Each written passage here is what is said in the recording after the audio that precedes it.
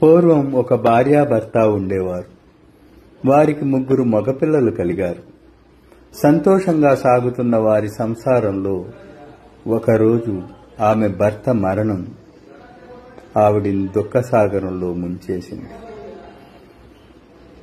ఇక చేసేది లేక ఆ 3 పిల్లలను పెంచుకుంటూ జీవితం గడపసాగింది. కానీ మరికొంతకాలానికి మొదటి పిల్లవాడు చనిపోయాడు. మిగతా 2 పిల్లలను చూసుకుంటూ జీవితాన్ని నెట్టుకొని రాసాగింది. అయితే మరికొంతకాలానికి 2వ పిల్లవాడు కూడా మరణించాడు.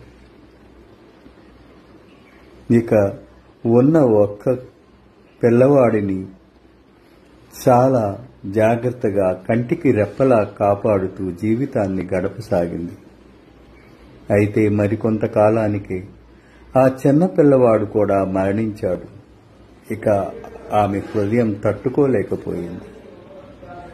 గుండెలు బాదుకుంటూ రోదిస్తూ ఆ పిల్లవాడిని శరీరాన్ని తీసుకుని వెళ్లి మహాత్ముడైన గౌతముని పాదాల వద్ద ఉంచి, అయ్యా, నా జీవితంలో భర్తను 2 పిల్లలను పోగొట్టుకున్నప్పటికీ నేను ప్రాణాలతో ఉన్నాను. కానీ ఈ పసివాణ్ణి పోగొట్టుకుని నేను జీవించలేను. మహాత్మా, నువ్వు ఏ విధంగానైనా సరే ఈ పిల్లవాడిని రక్షించి ప్రాణం పోసి నా ప్రాణాలను కూడా కాపాడవలసింది.